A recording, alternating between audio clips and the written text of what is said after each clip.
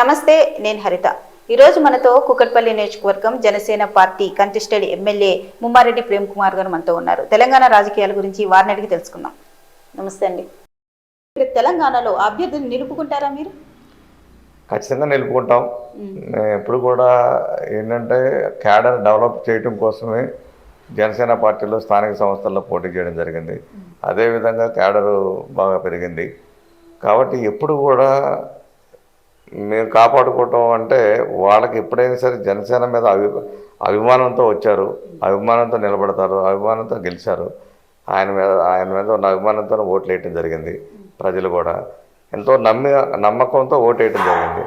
ఆ నమ్మకాన్ని ఉమ్ము చేసి వెళ్తారని చెప్పి నేను అనుకోను. ఎందుకంటే వాళ్ళు ఇవాళ వచ్చి పార్టీలో నిలబడిన వాళ్ళు కాదు, ఆల్రెడీ జనసేన పార్టీ అంటే చాలా అభిమానం ఉన్న వాళ్ళే గెలవటం జరిగింది. మనకి జనసేన సేవలు చూసుకుంటున్నట్టయితే తెలంగాణ, ఆంధ్ర రెండు ప్రాంతాల్లో విస్తరించున్నాయి. మనం గత కాలంగా చూస్తూ ఉన్నాం. ఈ సేవలు ఏమైనా ఇతర రాష్ట్రాలకు కూడా వెళ్ళే అవకాశం ఉంటుందా? జాతీయ స్థాయిలో మీరు ఏమన్నా రాజకీయ యాక్చువల్గా మీరు తమిళనాడు వెళ్ళటం జరిగింది, మా అధ్యక్షుడు, అట్లాగే కర్ణాటక, మరి అంతకుముందు మహారాష్ట్ర ఎన్నికలు జరిగినప్పుడు మహారాష్ట్ర కూడా క్యాంపెయిన్కి వెళ్ళడం జరిగింది, ఢిల్లీ వెళ్ళడం జరిగింది. ఎక్కడికి వెళ్ళినా కూడా బాగా ఆదరణ లభించింది. అక్కడ ఓటింగ్ కూడా అట్లాగే బాగా పడ్డది, గెలవటం క్యాండిడేట్స్ కూడా గెలవటం జరిగింది. కాబట్టి మా అధ్యక్షుడు ఎప్పుడు కూడా జాతీయవాదం మీద ఎక్కువగా కాన్సన్ట్రేట్ చేస్తున్నారు.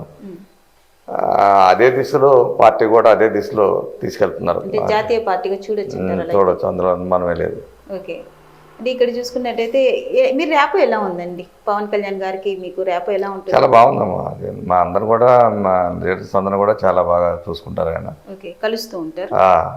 మనం ఇక్కడ చూసుకున్నట్టయితే అండి, మొన్న రీసెంట్గా తెలంగాణ కాకుండా ఏపీలో చూసుకున్నట్టయితే 99 పైసలకి ఎకరా భూమిని ఇవ్వడం అన్నది మనం కూటమి ప్రభుత్వంగా చూడాలి. ఇప్పుడు చెప్పాలంటే టీడీపీ జనసేనని కాకుండా కూటమి ప్రభుత్వంగా చూసుకున్నట్టయితే 99 పైసలకి మనం చూసాం అక్కడ సంస్థలకి కొన్ని ఇవ్వడం అన్నది. ఎలా చూడొచ్చు అంటారు? అంటే 99 పైసలకి మనకు అమరావతిలో ఇచ్చుంటే డెవలప్ అయ్యే అవకాశం ఉన్న దాన్ని ఎంతో భారీగా డెవలప్ అయిన చూసుకున్నట్టయితే వైజాగ్లో ఇవ్వడం అన్నది కోట్ల రూపాయల విలువ ఉన్న ప్రాంతాన్ని ఎకరాకి 99 పైసలు ఇవ్వడాన్ని ఎలా చూడొచ్చు అంటారు? ఎందుకంటే చాలా మందికి ఉన్న డౌట్ ఇది. అంటే యాక్చువల్గా ఏంటంటే అది 99 పైసలకి ఇవ్వటం అనేది చట్ట ప్రకారం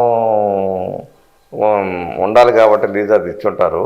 అయితే ఏంటంటే ఏదైనా సంస్థకి ఇచ్చినప్పుడు ఏమవుతుందంటే ఆ సంస్థ వల్ల ప్రజలకి ఏం ఉపయోగం, ఆ ఉపయోగాన్ని బట్టి ఏ ప్రభుత్వం అయినా కానీ ఇవ్వటం జరుగుద్దే తప్ప ఏదో వ్యక్తిగత లాభం కోసం అయితే అలాంటివి చేసి ఉండటానికి అవకాశం ఉండదు. ఎందుకంటే ఇప్పుడు అక్కడ సపోజ్ ఏ సంస్థకి ఇచ్చినా సరే, ఇండస్ట్రియల్గా కానీ లేకపోతే ఇంకో దానికి ఇచ్చినా కూడా ప్రజలకి ఏ విధంగా ఆ సంస్థ వల్ల లబ్ధి పొందుతారు, ప్రజలకు లాభం ఎలా చేకూరుతుంది, లాభం చేకూరేటట్టుంటేనే ప్రభుత్వాలు ఇస్తాయి తప్ప లేకపోతే గత 70-80 సంవత్సరాల నుంచి చూసుకున్నా కూడా ఏ ప్రభుత్వం ఉన్నా కూడా ఇండస్ట్రీస్గా ఉన్నాయి లేకపోతే ఇంకా అనేక సంస్థలకు ఇచ్చిన వాటిలో మీరు గమనించినట్లయితే ప్రజలకి అభివృద్ధి పదవైపు ఆ సంస్థలు కానీ ఉన్నట్లయితే ఖచ్చితంగా ఇవ్వటానికి అవకాశం ఉంది. కానీ వేరే ఉద్దేశంతో అయితే ఇవ్వటానికి అవకాశం ఉండదు. మీరు చెప్పినట్టు కరెక్టే అండి. కానీ సంస్థలు, ఇండస్ట్రీలు వాళ్ళకి అమరావతిలో ఇచ్చుంటే ఇంకా డెవలప్ అయ్యేది కదా ప్రాంతం. ఆల్రెడీ డెవలప్ అయిన ప్రాంతాన్ని చూజ్ చేసుకోవడం అంటే ఆల్రెడీ ఇంతకుముందు అమరావతి గురించి, క్యాపిటల్ గురించి సందర్భాలు వచ్చినప్పుడు అప్పుడు కుటుంబ ప్రభుత్వం గతంలో ఏం మాట్లాడారు, చంద్రబాబు నాయుడు గారు కానీ లేదంటే పవన్ కళ్యాణ్ గారు కానీ ఆర్థికంగా వైజాగ్ని ఇప్పుడు ఫైనాన్షియల్ డిస్ట్రిక్ట్ని ఎట్లా అంటున్నామో అట్లాగే ఫైనాన్షియల్ సిటీగా వైజాగ్ని అనటం జరిగింది. వైజాగ్ డిస్ట్రిక్ట్ ఇప్పుడు బాంబే లాగా, లైక్ దట్ బాంబే లాగా. కాబట్టి అందుకని క్యాపిటల్ ఇక్కడ పెట్టి అక్కడ ఇండస్ట్రియల్గా అక్కడ డెవలప్ చేద్దామనే ఉద్దేశంతో ఆ ఉద్దేశంతో అక్కడ ఇవ్వడం జరిగింది తప్ప ఇక్కడ. అంటే మన విమర్శలు కూడా చూస్తున్నాం, 99 పైసలకి ఇస్తున్నారు. వాళ్ళ సొంత ఆస్తి ఏమన్నా ఇస్తున్నారా? హెరిటేజ్ సంస్థలు ఇస్తున్నారా? అంటే మరి 99 పైసలకి ఇవ్వడం ఏంటి? ఒక చాయ్ కూడా, టీ కూడా రాని సందర్భంలోని మనం నేను అసెంబ్లీలో కూడా చూస్తున్నాం. మీరు విమర్శించడానికి దేన్నైనా విమర్శించవచ్చు. విమర్శించే వాళ్ళు ఎప్పుడూ ఉంటారు. విమర్శించే వాళ్ళు లేకపోతే పనే చేయదు ఏ ప్రభుత్వం అయినా. కాబట్టి ఆ విమర్శలన్నింటినీ కూడా ఇప్పుడు కూడా పాజిటివ్గా తీసుకునే పని చేస్తాయి. వాళ్ళు కూడా విమర్శించే వాళ్ళకి కూడా తెలుసు ఎందుకు ఇచ్చారు ఏంటి సందర్భం అని అడగాలి. వాళ్ళు కూడా అది అడిగితేనే కదా వర్ణం వాస్తవాలు బయటకు వచ్చేది. కాబట్టి ఎప్పుడు కూడా ఏ ప్రభుత్వం అయినా పాజిటివ్గా తీసుకుని దానికి రిప్లై ఇవ్వడం జరుగుతుంది. కానీ అది కూడా ప్రజలే తెలుస్తుంది కదా. ఓకే, మీరైతే కరెక్ట్ అంటారు. 99 పైసలకి 1 ఎకరా సంస్థలకు ఇవ్వడం అనేది కరెక్ట్ అంటారు. అంటే ఇప్పుడు ఆ సంవత్సరం వల్ల అభివృద్ధి ఉందా లేదా మీరు చెప్పండి. మీ మీడియా ద్వారానే చెప్పండి. అభివృద్ధి ఉందా, మీరు అభివృద్ధి ఉంటే ఉందని చెప్పండి, లేదంటే లేదని చెప్పండి. లేదంటే మీరు ఎందుకు లేదో చెప్పండి, ఉందంటే ఉందా కాబట్టి ఇచ్చారని చెప్పి మీరే చెప్పచ్చు. సార్ చూసుకున్నట్టయితే మొన్నటి వరకు కూడా వస్తారు పవన్ కళ్యాణ్ గారు అన్నారు. అంటే బిజీ వల్ల రాలేకపోయారని మీరు చెప్తున్నారు. ఇప్పుడు వచ్చే ఏమన్నా ఎలక్షన్స్లో జీహెచ్ఎంసీ ఎలక్షన్స్లో వచ్చే అవకాశం ఏమన్నా ఉందంటారా? ఖచ్చితంగా వస్తారు, అందులో డౌట్ లేదు. ఓకే, ఎలాంటి హామీలు ఇవ్వబోతున్నారు మీరు? నేను ఎప్పుడు కూడా ప్రజలు ఎక్కడైతే స్థానికంగా సమస్యలు ఉంటాయో ఆ సమస్యల పట్ల ఎప్పుడు కూడా మేము పోరాడుతూ వారితో కలిసిమెలిసి ఉండి వారి సమస్యల పట్ల ఎప్పుడు కూడా ముందుండి పోరాడతాం.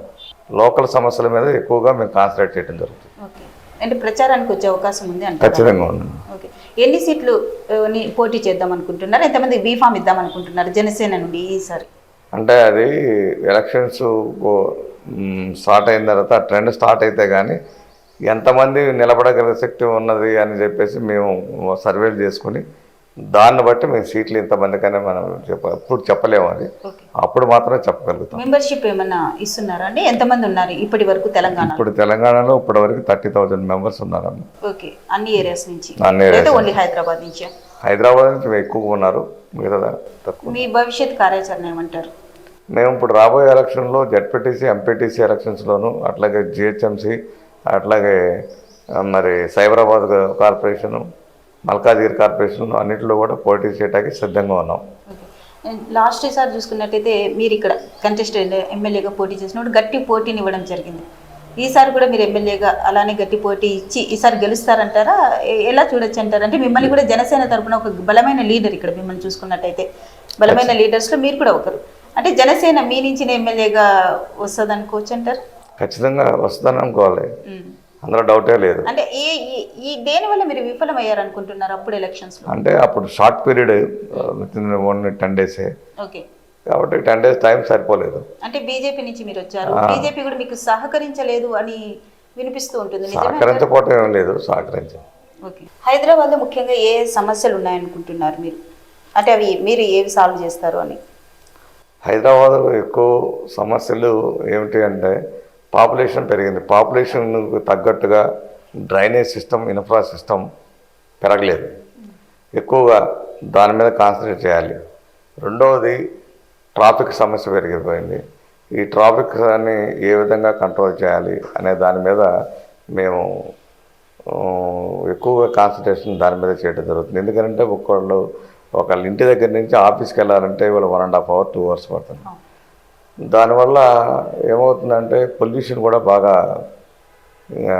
డెవలప్ ఢిల్లీ దాకా తర్వాత మన అయ్యే పరిస్థితి వస్తుంది. కాబట్టి దానికి తగ్గట్టుగా పొల్యూషన్ పెరగకుండా ఉండాలి అని అంటే దానికి తగ్గట్టుగానే ఇక్కడ ఇన్ఫ్రాస్ట్రక్చర్ డెవలప్ చేసినట్టయితే ఏరియా వైజ్గా డెవలప్ చేసుకుంటూ పెంచుకుంటూ వెళ్తే సిటీని బాగుంటుంది. ఇప్పుడే ఏమవుతుందంటే ఒకేసాట ఎక్కువగా 40 floors 50 floors పర్మిషన్ ఉండడంతో ఒకే చాట ఎక్కువగా పాపులేషన్ పెరగడం జరుగుతుంది. అట్లా కాకుండా సిటీకి 4 వైపులు కూడా డెవలప్ చేసుకుంటూ వెళ్తే అట్లాగే కంపెనీస్ కూడా సిటీకి 4 వైపులు కూడా డెవలప్ చేయాలి.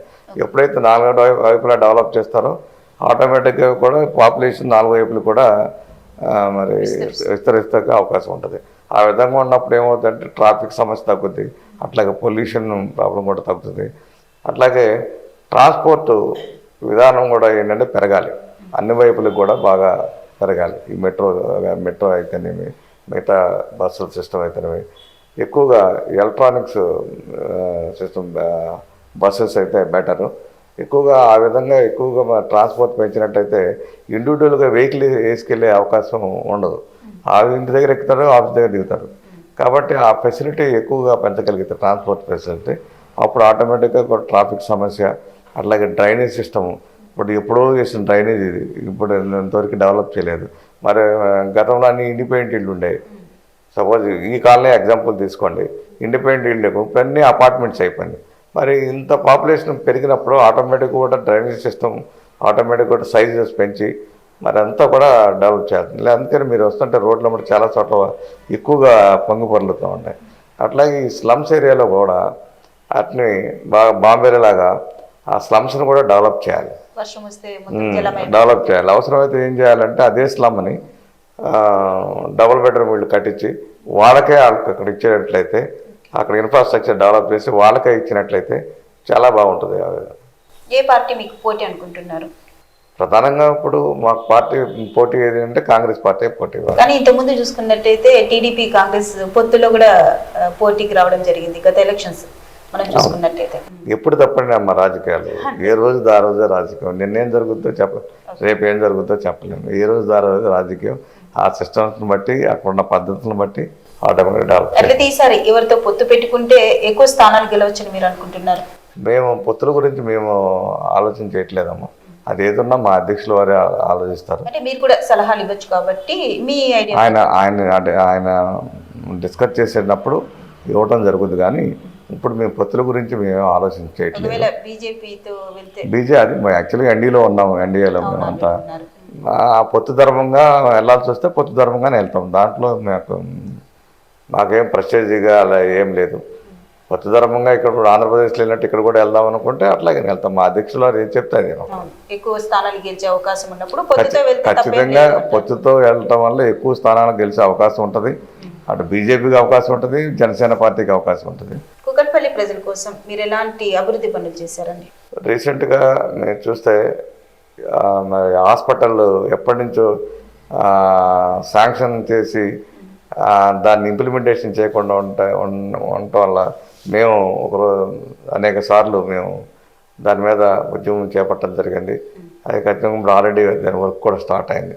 మేము ఎప్పుడు కూడా పాలసీ మ్యాటర్స్ మీద ఎక్కువగా మేము రిప్రజెంటేషన్స్ అన్నీ కూడా ప్రజలకు ఎక్కడైతే స్థానిక సమస్యలు ఉన్నాయో దానికి తగ్గట్టుగానే మేము స్పందిస్తూ ఎప్పటికప్పుడు దాన్ని సాల్వ్ చేసే విధానంగా వెళ్తున్నాం. తెలంగాణలో కాంగ్రెస్ పార్టీ పనితీరు ఎలా ఉందంటారు? మీకు తెలుసు ఇప్పుడు కాంగ్రెస్ పార్టీ ఎలా ఉందనేది. చాలా హామీలు ఇచ్చారు. ఆ హామీలు తగ్గట్టుగా ఈరోజు వరకు అన్నీ కూడా ఇంప్లిమెంట్ చేయలేకపోయారు. అందుకనే కదా వాళ్ళ ఎలక్షన్స్లో కూడా వాళ్ళు ఊహించిన విధంగా రాలేకపోవడానికి కారణం. ఇప్పుడు టీడీపీ క్యాడర్ మీకు సపోర్ట్ చేస్తుందంటారా? టీడీపీ అంటే ఇక్కడ ఎన్డీఏ ఇక్కడ మేము పొత్తు ఎవరితో పెట్టుకోలేదు కాబట్టి అదే పొత్తు అక్కడ ఆంధ్రప్రదేశ్లో ఉన్నట్టు ఇక్కడ కూడా పొత్తు ఉంటే రేపు ఆటోమేటిక్ టీడీపీ క్యాడర్ కూడా సపోర్ట్ చేస్తే వాళ్ళు మాకు సరిస్తారు, మేము వాళ్ళకి చేస్తాం. ప్రతిష్టాత్మకంగా తీసుకోవట్లేదంటారా కళ్యాణ్ గారు ఇటువైపు ఏమన్నా తెలంగాణని? ఎందుకంటే పొత్తుల గురించి మాట్లాడడం లేదు, మీరు అభ్యర్థుల గురించి మాట్లాడడం లేదు. ఇంతమంది వస్తున్నారు బీఫామ్ ఇస్తామని అంటే కాన్ఫిడెంట్ గా చెప్పట్లేదు. ఎలా చూడొచ్చు అంటారు అసలు? బీఫామ్ ఇస్తామని ఎప్పుడంటే వచ్చిన ప్రతి డివిజన్ లో వచ్చిన వాళ్ళకి సిద్ధంగా ఉన్నాము.